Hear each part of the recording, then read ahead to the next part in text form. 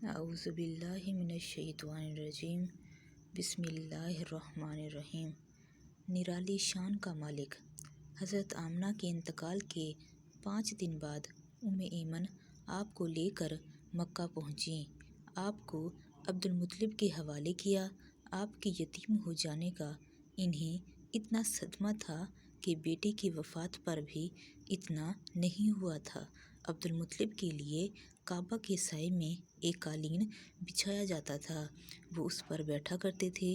ان کا احترام اس قدر تھا کہ کوئی اور اس قالین پر بیٹھتا نہیں تھا، چنانچہ ان کے بیٹے اور قریش کے سردار اس قالین کے چاروں طرف بیٹھتے تھے، لیکن رسول اللہ صلی اللہ علیہ وآلہ وسلم وہاں تشریف لاتے تو سیدھے اس قالین پر جا بیٹھتے۔ اس وقت آپ ایک تندرست لڑکے تھے۔ آپ کی عمر 9 سال کے قریب ہو چلی تھی۔ آپ کے چچا عبد المطلب کے ادب کی وجہ سے آپ کو اس قالین سے ہٹانا چاہتے تو عبد المطلب کہتا، میرے بیٹے کو چھوڑ دو، اللہ کی قسم یہ بہت شان والا ہے۔ پھر وہ آپ کو محبت سے اس فرش پر بٹھاتے، آپ کی کمر پر شفقت سے ہاتھ پھیرتے، آپ کی باتیں سن سن کر حد درجے خوش ہوتے رہتے۔ کبھی وہ دوسروں سے کہتے، میرے بیٹے کو یہیں بیٹھنے دو، اسے خود بے احساس ہے کہ اس کی بڑی شان ہے، اور میری آرزو ہے کہ یہ اتنا بلند مرتبہ پائے کہ کسی عرب کو اس سے پہلے حاصل نہ ہوا اور نہ ہی بعد میں کسی کو حاصل ہو سکے۔ ایک بار انہوں نے یہ الفاظ کہے، میرے بیٹے کو چھوڑ دو، اس کے مزاج میں طبعی طور پر بلندی ہے، اس کی شان نرالی ہوگی۔ یہاں تک کہ عمر کے آخری حصے میں حضرت عبد المطلب کی آنکھیں جواب دے گئی تھیں، آپ نابینا ہو گئے تھے۔ ایسی حالت میں ایک روز وہ اس قالین پر بیٹھے تھے کہ آپ تشریف لے آئے اور سیدھے اس قالین پر جا پہنچے۔ ایک شخص نے آپ کو قالین سے کھینچ لیا، اس پر آپ رونے لگے۔ آپ کے رونے کی آواز سن کر عبد المطلب بے چین ہوئے اور بولے، میرا بیٹا کیوں رو رہا ہے؟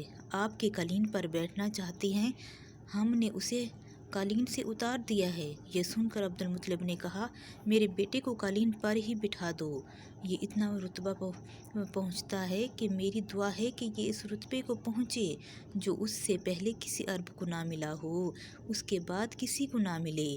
اس کے بعد پھر کسی نے آپ کو قالین پر بیٹھنے سے نہیں روکا۔ ایک روز بنو مدلج کے کچھ لوگ حضرت عبد المطلب سے ملنے کے لیے آئے۔ ان کے پاس اس وقت آپ صلی اللہ علیہ وسلم بھی تشریف فرما تھے۔ بنو مدلج کے لوگوں نے آپ کو دیکھا۔ یہ لوگ قیافہ شناس تھے۔ آدمی کا چہرہ دیکھ کر اس کے مستقبل کے بارے میں اندازے بیان کرتے تھے۔ انہوں نے عبد المطلب سے کہا، اس بچے کی حفاظت کریں، اس لیے کہ مقام ابراہیم پر جو حضرت ابراہیم علیہ السلام کے قدم کا نشان ہے، اس بچے کے پاؤں کا نشان بالکل اسی نشان سے ملتا جلتا ہے۔ اس قدر مشابہت ہم نے کسی اور کے پاؤں کے نشان میں نہیں دیکھی۔ ہمارا خیال ہے یہ بچہ نرالی شان کا مالک ہوگا، اس لیے اس کی حفاظت کریں۔ مقام ابراہیم خانہ کعبہ میں وہ پتھر ہے جس پر حضرت ابراہیم علیہ السلام کعبہ کی تعمیر کے وقت کھڑے ہوئے تھے۔ معجزے کے طور پر اس پتھر پر ابراہیم علیہ السلام کے پیروں کے نشان پڑ گئے تھے۔ لوگ اس پتھر کی زیارت کرتے ہیں، یہی مقام ابراہیم ہے۔ چونکہ آپ حضرت ابراہیم علیہ السلام کی نسل سے ہیں، اس لیے ان کے پاؤں کی مشابہت آپ میں ہونا قدرتی بات تھی۔ ایک روز حضرت عبد المطلب خانہ کعبہ میں حجر اسود کے پاس بیٹھے ہوئے تھے۔ ایسے میں ان کے پاس نجران کے عیسائی آ گئے، ان میں سے ایک پادری بھی تھا۔ اس پادری نے عبد المطلب سے کہا، ہماری کتابوں میں ایک ایسے نبی کی علامات ہیں جو اسماعیل علیہ السلام کی اولاد میں ہونا باقی ہے۔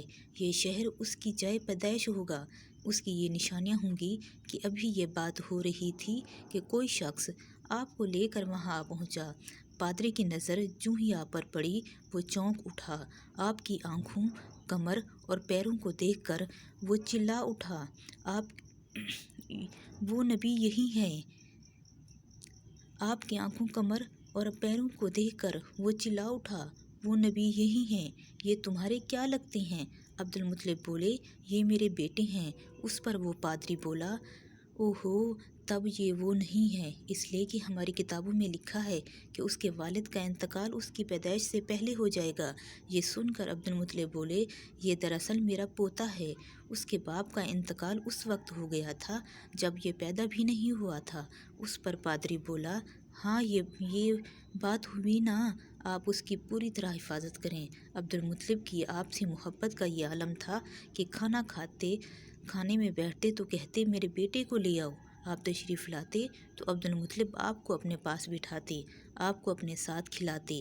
بہت زیادہ عمر والے ایک صحابی حیدہ بن معاویہ رضی اللہ عنہ کہتے ہیں، میں ایک مرتبہ اسلام سے پہلے جاہلیت کے دور میں حج کے لیے مکہ معظمہ گیا، وہاں بیت اللہ کا طواف کر رہا تھا۔ میں نے ایک ایسے شخص کو دیکھا جو بہت بوڑھا اور بہت لمبے قد کا تھا۔ وہ بیت اللہ کا طواف کر رہا تھا اور کہہ رہا تھا، اے میرے پروردگار، میری سواری کو محمد کی طرف پھیر دے اور اسے میرا دوست و بازو بنا دے۔ میں نے اس بوڑھے کو جب یہ شعر پڑھتے سنا تو لوگوں سے پوچھا، یہ کون ہے؟ لوگوں نے بتایا، یہ عبد المطلب بن ہاشم ہیں، انہوں نے اپنے پوتے کو اپنے ایک اونٹ کی تلاش میں بھیجا ہے، وہ اونٹ گم ہو گیا ہے، اور پوتا ایسا ہے جب بھی کسی گم شدہ چیز کی تلاش میں اسے بھیجا جاتا ہے تو وہ چیز لے کر ہی آتا ہے۔ پوتے سے پہلے یہ اپنے بیٹوں کو اس اونٹ کی تلاش میں بھیج چکے تھے، لیکن وہ ناکام لوٹ آئے۔ اب چونکہ پوتے کو گئے ہوئے دیر ہو گئی، اس لیے پریشان ہیں اور دعا مانگ رہے ہیں۔ تھوڑی ہی دیر گزری تھی کہ میں نے دیکھا کہ آپ صلی اللہ علیہ وسلم اونٹ کو لے کر تشریف لا رہے ہیں۔ عبد المطلب نے آپ کو دیکھ کر کہا، میرے بیٹے، میں تمہارے لیے اس قدر فکر مند ہو گیا تھا کہ شاید اس کا اثر کبھی میرے دل سے نہ جائے۔ عبد المطلب کی بیوی کا نام رقیہ بنت ابو سیفی تھا۔ وہ کہتی ہیں، قریش کئی سال سے قحط سالی کا شکار تھے، بارشیں بالکل بند ہو گئی تھیں، سب لوگ پریشان تھے۔ اس زمانے میں نے ایک خواب دیکھا کہ کوئی شخص خواب میں کہہ رہا ہے، اے قریش کے لوگو، تم میں سے ایک نبی ظاہر ہونے والا ہے، اس کے ظہور کا وقت آ گیا ہے، اس کے ذریعے تمہیں زندگی ملے گی، یعنی خوب بارش ہوگی، سرسبزی اور شادابی ہوگی۔ تم اپنے لوگوں میں سے ایک ایسے شخص تلاش کرو جو لمبے قد کا ہو، گورے رنگ کا ہو، اس کی پلکیں گھنی ہوں، بھنوے اور آبرو ملے ہوئے ہوں۔ وہ شخص اپنی تمام اولاد کے ساتھ نکلے اور تم میں سے ہر خاندان کا ایک آدمی نکلے، سب پاک و صاف ہوں، خوشبو لگائیں، حجر اسود کو بوسہ دیں، پھر جب جبل ابو قیس پر چڑھ جائیں تو پھر وہ شخص جس کا حلیہ بتایا گیا ہے آگے بڑھے اور بارش کی دعا مانگے، اور تم سب آمین کہو تو بارش ہو جائے گی۔ صبح ہوئی تو رقیہ نے اپنا یہ خواب قریش سے بیان کیا۔ انہوں نے ان نشانیوں کو تلاش کیا تو سب کی سب نشانیاں انہیں عبد المطلب میں مل گئیں۔ چنانچہ ان سب کے پاس جمع ہو گئے، ہر خاندان سے ایک ایک آدمی آیا، ان سب نے شرائط پوری کی۔ اس کے بعد سب ابو قیس پہاڑ پر چڑھ گئے، ان میں سے نبی اکرم صلی اللہ علیہ وآلہ وسلم بھی تھے۔ آپ اس وقت نو تھے۔ پھر عبد المطلب آگے بڑھے اور انہوں نے یوں دعا کی، اے اللہ، یہ سب تیرے غلام ہیں، تیرے غلاموں کی اولاد ہیں، تیری باندیاں ہیں اور تیرے باندیوں کی اولاد ہیں۔ ہم پر جو برا وقت آ پڑا ہے تو دیکھ رہا ہے، ہم مسلسل قحط سالی کا شکار ہیں۔ اب اونٹ، گائیں، گھوڑے، خچر اور گدھے سب کچھ ختم ہو چکے ہیں اور جانوروں پر بن آئی ہے، اس لیے ہماری یہ خشک سالی ختم فرما دے، ہمیں زندگی اور سرسبزی اور شادابی عطا فرما دے۔ ابھی یہ دعا مانگ ہی رہے تھے کہ بارش شروع ہو گئی، وادیاں پانی سے بھر گئیں، لیکن اس بارش میں ایک بہت عجیب بات ہوئی، اور وہ عجیب بات یہ تھی کہ قریش کو یہ سرابی ضرور حاصل ہوئی، مگر یہ بارشیں قبیلہ قیس اور قبیلہ مضر کی قریبی بستیوں میں بالکل نہ ہوئی۔ اب لوگ بہت حیران ہوئے کہ یہ کیا بات ہوئی ہے کہ ایک قبیلے پر بارش اور آس پاس کے سب قبیلے بارش سے محروم۔ تمام قبیلوں کے سردار جمع ہوئے، اس سلسلے میں بات چیت شروع ہوئی۔ ایک سردار نے کہا، ہم زبردست قحط اور خشک سالی کا شکار ہیں، جبکہ قریش کو اللہ تعالیٰ نے بارش عطا کی ہے، اور یہ عبد المطلب کی وجہ سے ہوا ہے، اس لیے کہ ہم ان سب کے پاس چلتے ہیں، اگر وہ ہمارے لیے دعا کریں تو شاید اللہ ہمیں بھی بارش دے دے۔ یہ مشورہ سب کو پسند آیا۔ چنانچہ یہ لوگ مکہ معظمہ میں آئے اور عبدالمطلب سے ملے، انہیں سلام کیا، پھر ان سے کہا، اے عبدالمطلب، ہم کئی سال سے خشک سالی کے شکار ہیں، ہمیں آپ کی برکت کے بارے میں معلوم ہوا، اس لیے ہم مہربانی فرما کر آپ ہمارے لیے بھی دعا کریں، اس لیے کہ اللہ نے آپ کی دعا سے قریش کو بارش عطا کی ہے۔ ان کی یہ بات سن کر عبدالمطلب نے کہا، اچھی بات ہے، میں کل میدان عرفات میں آپ لوگوں کے لیے بھی دعا کروں گا۔ دوسرے دن صبح سویرے عبدالمطلب میدان عراف کی طرف روانہ ہوئے۔ ان کے ساتھ دوسرے لوگوں کے علاوہ ان کے بیٹے اور اللہ کے رسول صلی اللہ علیہ وآلہ وسلم بھی تھے۔ عرفات کے میدان میں عبدالمطلب کے لیے ایک کرسی بچھائی گئی، وہ اس پر بیٹھ گئے۔ نبی اکرم صلی اللہ علیہ وآلہ وسلم کو انہوں نے گود میں بٹھا لیا، پھر انہوں نے ہاتھ اٹھا کر یوں دعا کی، اے اللہ، چمکنے والی بجلی کے پروردگار اور کڑکنے والے گرج کے مالک، پالنے والوں کے پالنے والے اور مشکلات کو آسان کرنے والے، یہ قبیلہ قیس اور قبیلہ مضر کے لوگ ہیں، یہ بہت پریشان ہیں، ان کی کمریں جھک گئی ہیں، یہ تجھ سے اپنی لاچاری اور بے کسی کی فریاد کرتے ہیں اور جان و مال کی بربادی کی شکایت کرتے ہیں، بس اے اللہ ان کے لیے خوب برسنے والے بادل بھیج دے اور آسمان سے ان کے لیے رحمت عطا فرما تاکہ ان کی زمینیں سرسبز ہو جائیں اور ان کی تکالیف دور ہو جائے۔ عبدالمطلب ابھی یہ دعا کر ہی رہے تھے کہ ایک سیاہ بادل اٹھا، عبدالمطلب کی طرف آیا اور اس کے بعد اس کا رخ قبیلہ قیس اور بنو مضر کی بستیوں کی طرف ہو گیا۔ یہ دیکھ کر عبدالمطلب نے کہا، اے قریش، اے گروہ قریش اور مضر، جاؤ، تمہیں سیرابی حاصل ہوگی۔ چنانچہ یہ لوگ جب اپنی بستیوں میں پہنچے تو وہاں بارش شروع ہو چکی تھی۔ آپ 7 سال کے ہو چکے تھے کہ آپ کی آنکھیں دکھنے کو آ گئی۔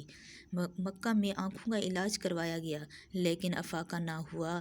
عبدالمطلب سے کسی نے کہا، عکاظ کے بازار میں ایک راہب رہتا ہے، وہ آنکھوں کی تکلیف کا علاج کرتا ہے۔ عبدالمطلب آپ کو لے کر اس کے پاس لے گئے۔ آپ کی عبادت گاہ کا دروازہ بند تھا، انہوں نے اسے آواز دی، راہب نے کوئی جواب نہ دیا۔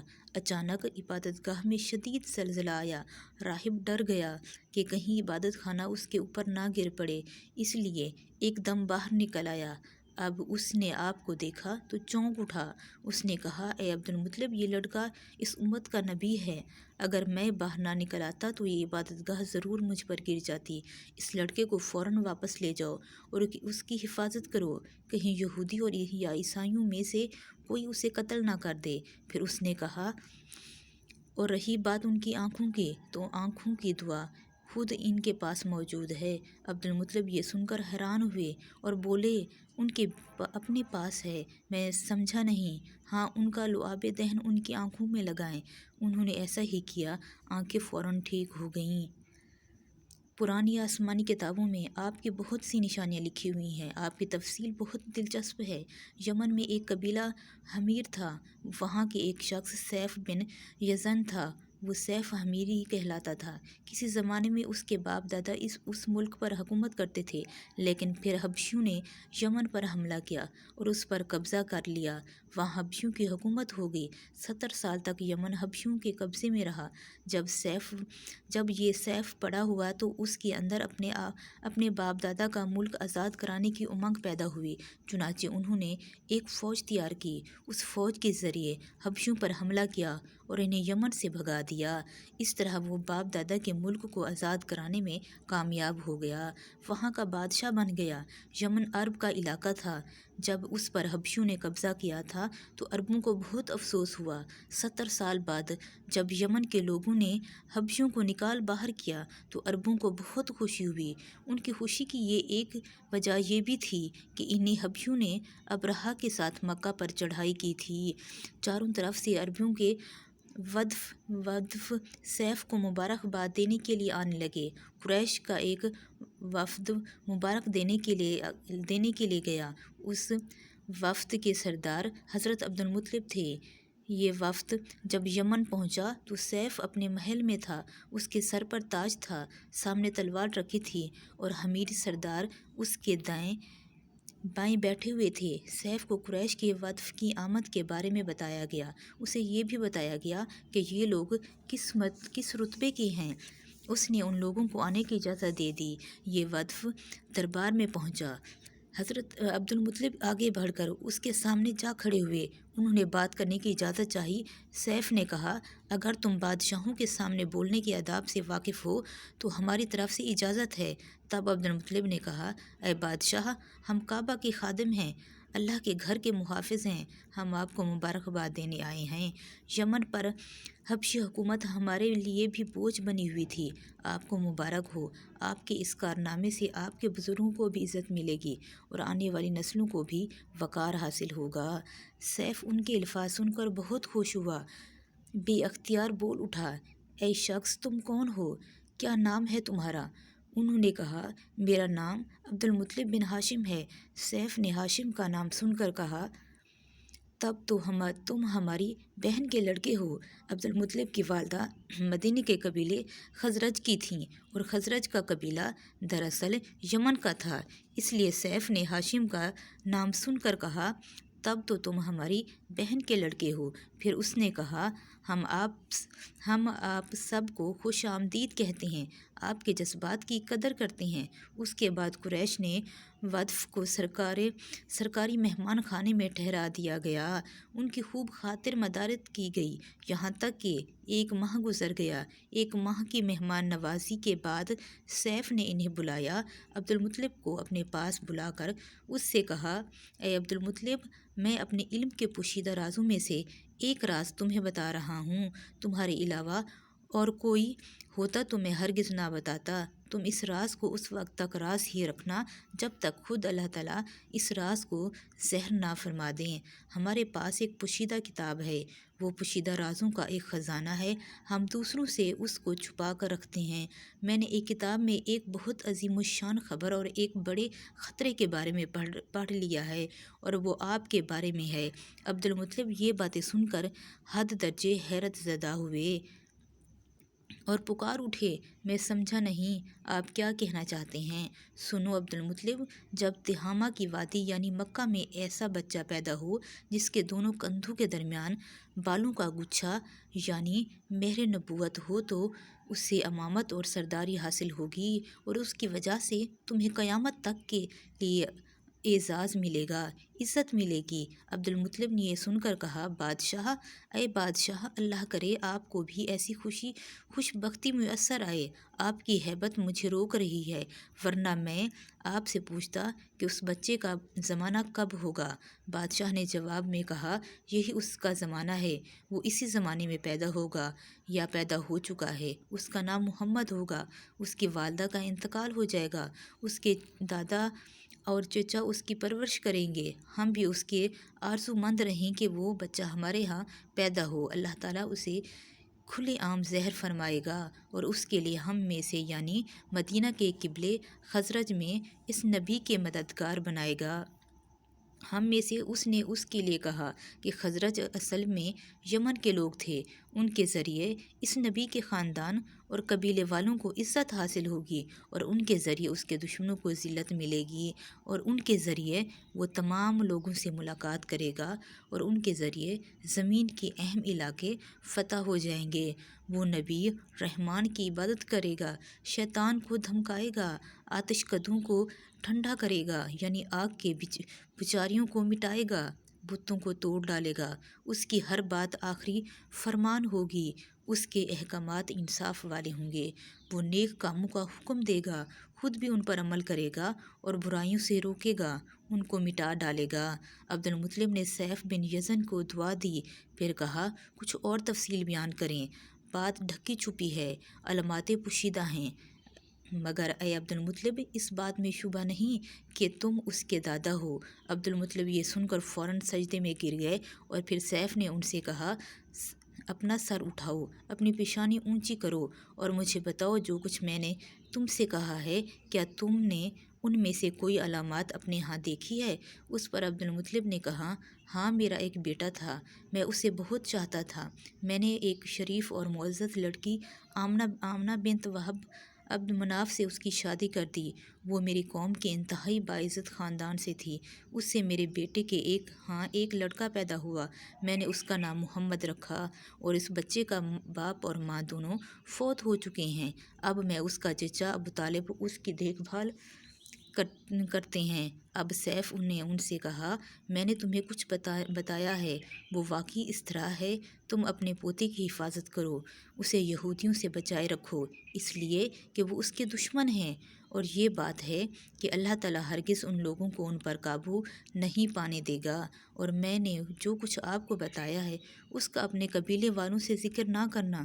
مجھے ڈر ہے کہ ان باتوں کی وجہ سے ان لوگوں میں حسد اور جلن نہ پیدا ہو جائے۔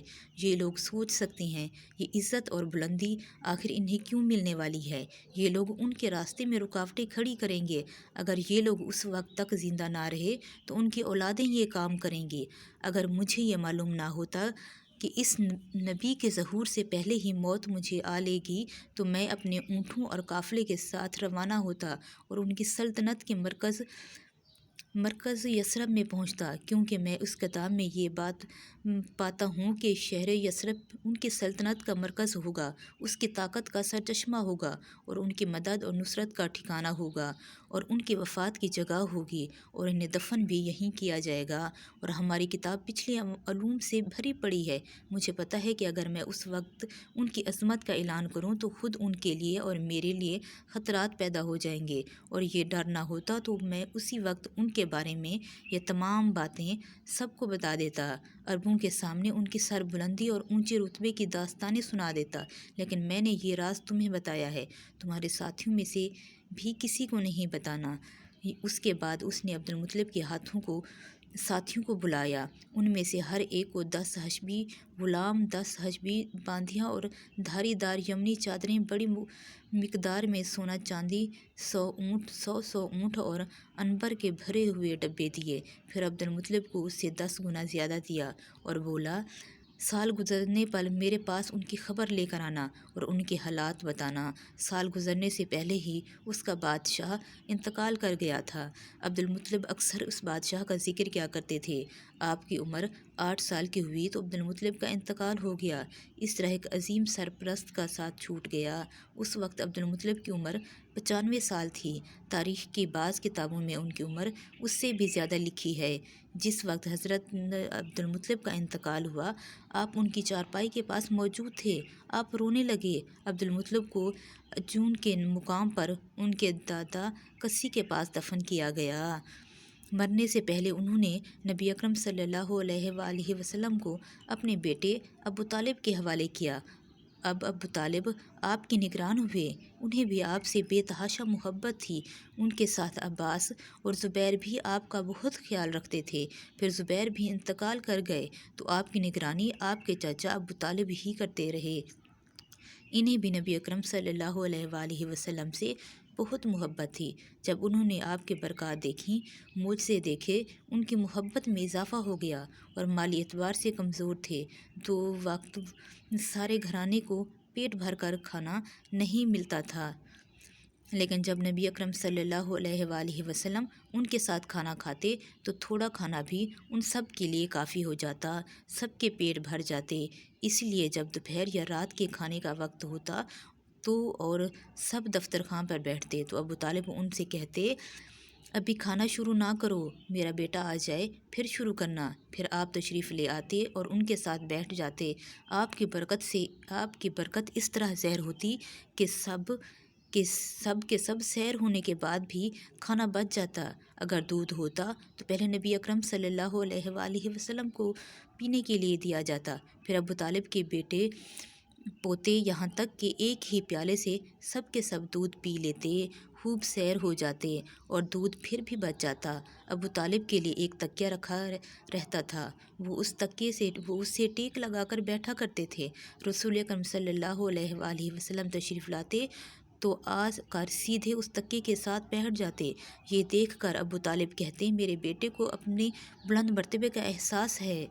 ایک بار مکہ میں قحط پڑ گیا، بارش بالکل نہ ہوئی۔ لوگ ایک دوسرے سے کہتے تھے، لات اور عزا سے بارش کی دعا کرو۔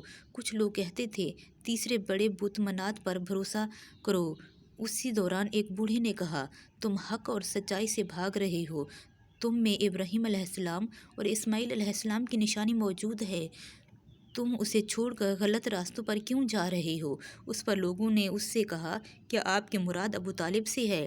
اس نے جواب میں جواب میں کہا، ہاں میں یہی کہنا چاہتا ہوں۔ اب سب لوگ ابو طالب کے گھر کی طرف چلے۔ وہاں پہنچ کر انہوں نے دروازے پر دستک دی تو ایک خوبصورت آدمی باہر آیا۔ اس نے تہبند لپیٹ رکھا تھا۔ سب لوگ اس کی طرف بڑھے اور بولے، اے ابو طالب، وادی میں قحط پڑا ہوا ہے، بچے بھوک سے مر رہے ہیں، اس لیے آؤ اور ہمارے لیے بارش کی دعا کرو۔ چنانچہ ابو طالب باہر آئے اور ان کے ساتھ رسول اللہ صلی اللہ علیہ وآلہ وسلم بھی تھے۔ اب ایسے لگ رہے تھے جیسے اندھیری میں سورج نکل آیا ہے۔ ابو طالب کے ساتھ اور بھی بچے تھے، لیکن انہوں نے آپ ہی کا بازو پکڑا ہوا تھا۔ اس کے بعد ابو طالب نے آپ کی انگلی پکڑ کر کعبے کا طواف کیا۔ یہ طواف کر رہے تھے کہ دوسرے لوگ آسمان کی طرف نظر اٹھا اٹھا کر دیکھ رہے تھے، جہاں بادل کا ایک ٹکڑا بھی نہیں تھا۔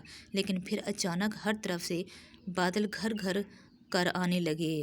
اس قدر زوردار بارش ہوئی کہ شہر اور جنگل سیراب ہو گئے۔ ابو طالب ایک بار ذوالفجار کے میلے میں گئے۔ یہ جگہ عرفات میں تقریباً 8 کلومیٹر دور ہے۔